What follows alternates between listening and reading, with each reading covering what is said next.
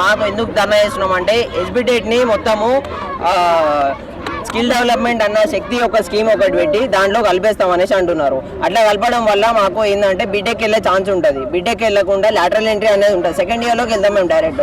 అన్ని ముందర స్కోప్ చూసుకొని మేము డిప్లొమాలోకి వచ్చినాము. ఫీజు తక్కువ, అందరికీ ప్రతి ఒక్క మధ్యతరగతికి ప్రతి ఒక్కరికి ఎఫోర్డబుల్ కాబట్టి మేము అందరం ప్రతి ఒక్కరు అసలు ఇక్కడ రాదే ఆదిలాబాద్ నుంచి, నగర్ కర్నూలు నుంచి, నిజామాబాద్ నుంచి, ఎక్కడెక్కడి నుంచో వనపడుతుంది, ఎక్కడెక్కడి నుంచో ఉన్నోళ్ళు ఉన్నారు. అందరూ హాస్టల్ నుండి మరీ చదువుకుంటున్నారు అన్న.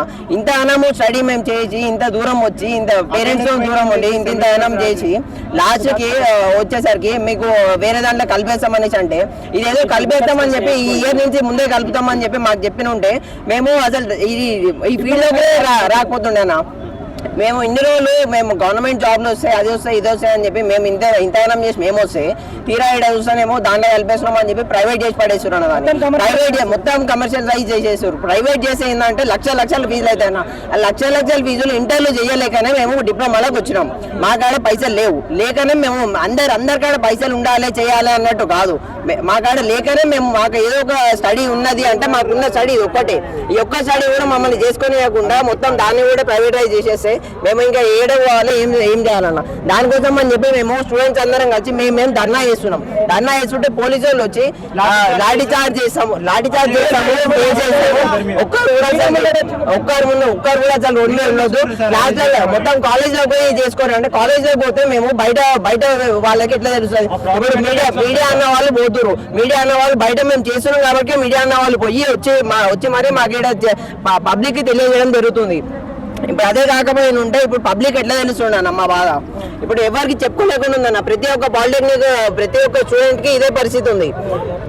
శక్తి స్కీమ్ ఎట్టి పరిస్థితుల్లో రద్దు చేయాలి, దాంట్లో నుంచి ఎస్బిటెట్ తీసేయాలి. ఇదానా మా వేదన అయితే ఇదానా.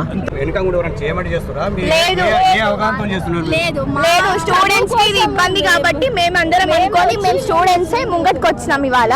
కానీ ధర్నా చేస్తుంటే ధర్నా కూడా చేయనిస్తలేరు, ముంగట్ కూడా వెళ్ళనిస్తలేరు. ఎందుకు వెళ్ళనిస్తలేరు? ఇది మా ప్రాబ్లం, మేము సాల్వ్ చేసుకుందాం అనుకుంటున్నాం. మీరు ఎందుకు మధ్యలో వస్తారు? వేరే వాళ్ళు ఎందుకు ఆపుతున్నారు మమ్మల్ని?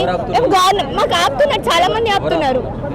అక్కడ అది అంతా స్ట్రైక్ అవుతుంది, వెహికల్స్ వెళ్ళడానికి లేవు అని మమ్మల్ని ఆపుతున్నారు. పోలీసు వాళ్ళు ఆపుతున్నారు. కాలేజ్ లోపల వేసుకొని అంటున్నారు. కాలేజ్ లోపల ఇస్తే మాకేమొస్తుంది? మీరు బయట తెలిసేది మాకు, బయట తెలిసేదన్నా. మేము కాలేజ్ లోపల ఇస్తే మాకేమొస్తుంది? మాకేం రాదు. మా బాధ ఎవరు వినరు. బెదిరిస్తున్నారు, లోపల వేసామని బెదిరిస్తున్నారు. స్టూడెంట్స్ కి ఎందుకు బెదిరిస్తారు? మీకెందుకు? అది మా ప్రాబ్లం, మేము సాల్వ్ చేసుకుంటాం. మీకు చేసే దమ్ము ఉంటే మీరు వచ్చి ఎవరన్నా మాట్లాడురి, లేదంటే లేదు. పోరాడతాం అంతే. ఇంకా ఎంసెట్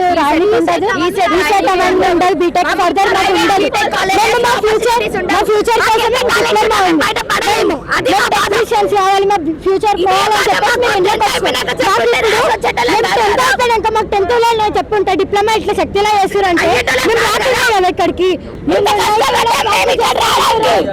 మా పేరెంట్స్ మాకైతే చదువు కోసం పడుతున్నారు కష్టం. మేము ఇప్పుడు ఫర్దర్ గా పోకపోతే ఎట్లా? ఇప్పుడు ఫీజు అనేది మెయిన్ మ్యాటర్ కాదు. మ్యాటర్ ఏంటంటే మాకు బీటెక్ లాటరల్ ఎంట్రీ ఉండదు సార్. మాకు 1 year వేస్ట్ అవుతుంది. ఇక్కడ 3 years, అక్కడ 4 years, టోటల్ 7 years అవుతుంది. మళ్ళీ మేము దాని మీద ఈ సెట్ కూడా ఉండదు. మాకు ఎంసెట్ రాసి మళ్ళీ అక్కడ నుంచి వెళ్ళాలి మేము. ఓపెన్ ఇంటర్ మళ్ళీ సార్. ఇప్పుడు మాకు ఇక్కడ ఫీజు 1800 per month. అది మేము చైతన్య నారాయణ అఫోర్డ్ చేయగలుగుతాం సార్. ప్రతి ఒక్క ఇన్కమ్ సర్టిఫికేట్ ఉన్న ప్రతి ఒక్కరికి 1800 per year ఫీజుతో చదివిస్తారు ఇక్కడ. మేమంతా అఫోర్డబుల్ ఎడ్యుకేషన్ కానీ దీన్ని ప్రిఫర్ చేస్తే గవర్నమెంట్ దీన్ని కూడా తీసేసి ఎట్లా సార్? ఈ 5,000 1800 కూడా మా పేరెంట్స్ ఎంత కష్టపడి చేస్తారో మాకు తెలుసానా. మాకు తెలుసు కాబట్టి మేము దానికి తగ్గట్టుగా చదువుకొని దానికి తగ్గట్టుగా జాబ్ కొట్టాలి. ఈ పాలిటెక్నిక్ ఏంటంటే డైరెక్ట్ జాబ్ ఇంటర్న్షిప్ ద్వారా జాబ్ చేసుకోవడానికి ఎలిజిబుల్ ఉంటుంది. 18 years పడే లోపు మా చేతిలో ఒక జాబ్ ఉంటుంది అన్న ఆప్షన్తోనే మేము ఇక్కడికి వచ్చినాము. ఇప్పుడు తీరా చూస్తే స్కిల్ డెవలప్మెంట్ అంటే కూలి పని అన్నది, ఖాళీ మొత్తం కూలి పని. ఐటీఐ ఎవరు చేస్తారు? స్టడీ మీద ఎక్కువ ఇంట్రెస్ట్ లేని వాళ్ళు, ఏదో ఒక జాబ్ కావాలన్న వాళ్ళు ఐటీఐ చేస్తారు. మాకు స్టడీ మీద ఇంట్రెస్ట్ ఉంది, మేము బీటెక్ పోవాలి, బీటెక్ చేయాలి, టెక్నికల్ స్కిల్స్ ఉన్నాయి, మా స్కిల్స్ మేము ప్రూవ్ చేసుకోవాలనేసి అనుకుంటుంటే సీఎం రేవంత్ రెడ్డి గారు మొత్తం ఈ స్కీమ్ తీసుకొచ్చి దాన్ని ప్రూవ్ చేసేటట్టు చేస్తలేరన్న. ఏముండదు సార్, అటెండెన్స్ ఉండదు, ఏముండదు వాళ్ళకి.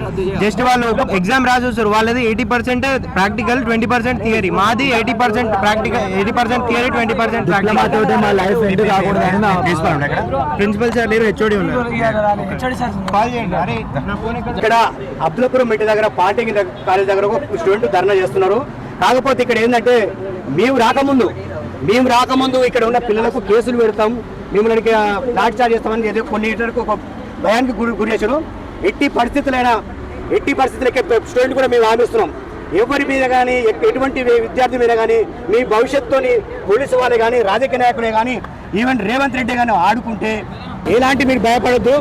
మీకు ఎలాంటి కేసులున్నా, ఎక్కడున్నా ఇక్కడికి వచ్చిన మీడియా పథకాలు మా ఛానల్లో కంపల్సరీ మా నెంబర్ ఉంటాయి. మాకు వాట్సాప్ ద్వారా కానీ లేకపోతే డైరెక్ట్ ఛానల్ కానీ మెసేజ్ చేయండి. ఒక్కరికొక్కరు కేసు అయినా కానీ, మీ ఒక్కరి మీద కేసు అయినా, మిమ్మల్ని ఏమైనా ఫోన్ చేసి బెదిరించినా, ఇంకా చాలా మంది ఇక్కడ పేర్లు తీసుకుని కొంతమంది పిల్లలు భయపడుతున్నారు. మా పేర్లు తీసుకుని పర్సనల్గా పిలిపించి మమ్మల్ని ఏమైనా బెదిరిస్తారని అంటున్నారు.